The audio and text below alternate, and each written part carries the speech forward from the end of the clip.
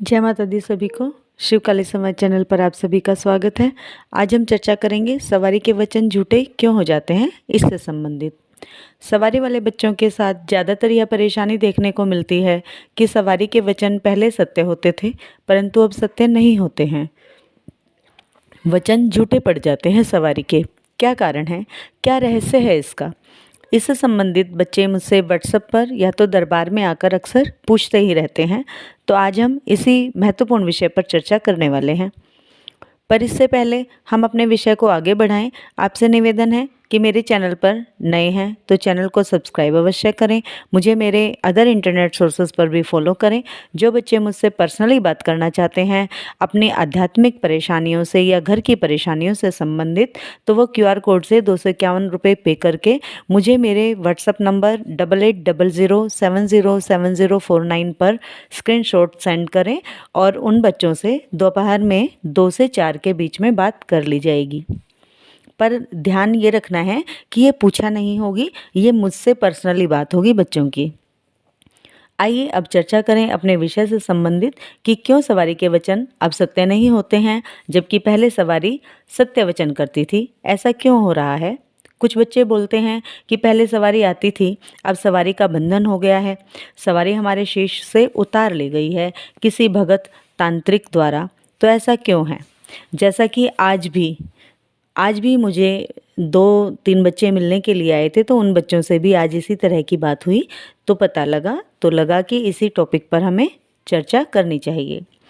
तो सबसे बड़ी बात तो सवारी वाले बच्चों को ये समझनी होगी कि जब उन्हें शक्ति की कृपा सवारी रूप में मिली है तो उन्हें अपने आप को सामान्य नहीं समझना चाहिए, क्योंकि शक्तियों का घर आपका शरीर बन जाता है। ऐसी अवस्था में आपका शरीर एक मंदिर के समान बन जाता है।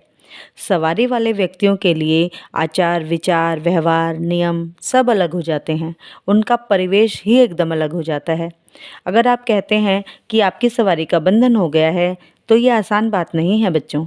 मजाक नहीं है सवारी का बंधन करना या फिर सवारी का आपके शीश से उतार लेना।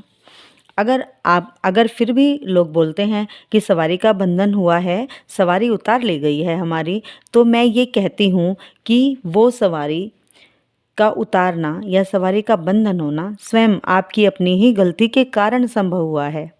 इसमें आपकी ही त्रुटि है, आपकी ही भूल है। ऐसे ही कोई भी आपकी सवारी को उतार नहीं सकता। यदि आपके गुरु हैं और उनके बावजूद भी आप अन्य चौकियों पर, दरबारों में या तांत्रिक भक्तों के पास चक्कर लगाते हैं, कभी पूछा लेने या फिर दर्शन करने या फिर किसी और कारण से, तो भक्तों को ये पता होता ही है कि सामने वाले व्यक्ति पर क्या शक्ति चल रही है। तो वो भगत आपकी सवारी को उतार लेते हैं, बंधन कर लेते हैं। धीरे धीरे आपकी सवारी आना बंद कर देती है और आपको खालीपन आभास होने लगता है। आपके शरीर में ऊर्जा की कमी होने लगती है। आपको आभास होता है कि आपके शरीर में ऊर्जा बची ही नहीं है। और फिर एक बार जब सवारी चली जाती है तो वापस कभी नहीं आती है। तो इसमें आपको अपनी गलती को ये समझना है कि आपको किसी भी भगत या तांत्रिक के सामने नहीं बैठना है, सिवाय अपने गुरु के। यदि आपके गुरु हैं तो बस अपने गुरु के सानिध्य में ही रहें, अन्य किसी दरबार या चौकियों के चक्कर में ना पड़ें। सबसे पहले तो ये ध्यान रखना होगा। अगली बात है कि किसी से झाड़ा नहीं लगवाना है, किसी भी भगत या तांत्रिक से झाड़ा नहीं लगवाना है। सवारी वाले व्यक्ति के शरीर में दर्द अक्सर ही होते रहते हैं सवारी के चलने के कारण, क्योंकि सवारी एक असीम ऊर्जा का पुंज होती है और मानव देह में असीम ऊर्जा का पुंज जब विचरण करता है तो शरीर में दर्द होना सामान्य सी बात है।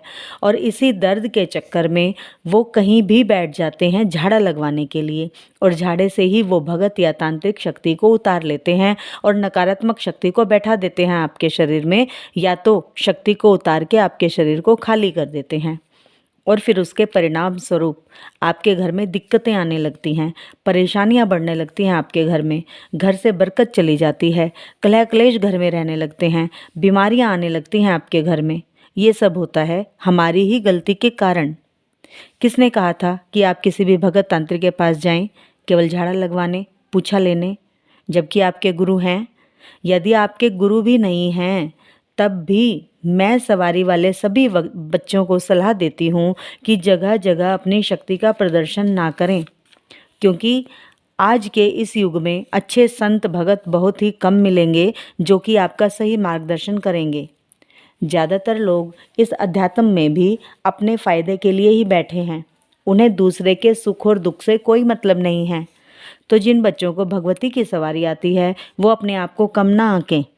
सवारी वाला व्यक्ति जब किसी परेशानी में होता है तो स्वयं माँ भगवती उनकी रक्षा सुरक्षा की जिम्मेदारी लेती हैं। माँ स्वयं उन्हें झाड़ा लगाती हैं। तो क्यों माँ भगवती को कम आंकते हो? क्या माँ की शक्तियों को नहीं पहचानते हो आप? और उस शक्तिशाली माँ ने तुम्हें सवारी चुना है तो कितने गौरव की बात है तुम्हारे लिए ये। कभी भी कहीं किसी कीर्तन जागरण में जाकर अपनी सवारी का प्रदर्शन ना करें। शक्तियों को नियंत्रण में रखना सीखें। किसी के भी सामने बैठकर पूछा ना लें। अपनी सवारी से संबंधित किसी को भी अपने मुख से ना बताएं। यदि आपके गुरु हैं, आप गद्दी या चौकी लगाते हैं, तभी किसी के बारे में पूछा देखें या तो वचन करें, अन्यथा नहीं। क्योंकि यही सब कारण होते हैं कि धीरे धीरे आपके सवारी के वचन झूठे होने लग जाते हैं। सवारी आना बंद कर देती है। अगर आपको सवारी आ रही है और आपके कोई गुरु नहीं हैं तो अपने लिए गुरु की खोज करें। सबसे पहला काम ये करें कि यदि आपको सवारी की कृपा प्राप्त है तो अपने लिए गुरु खोज लें।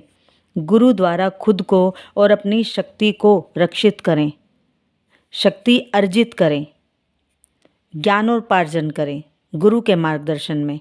तब ही जन कल्याण के बारे में सोचें, अन्यथा आपको भी इन सब परेशानियों का सामना करना पड़ सकता है। जानकारी कैसी लगी कमेंट्स में ज़रूर बताएं। वीडियो को लाइक अवश्य करें। जय माता दी सभी को। जय शिव शक्ति, जय महाकाल, जय महाकाल।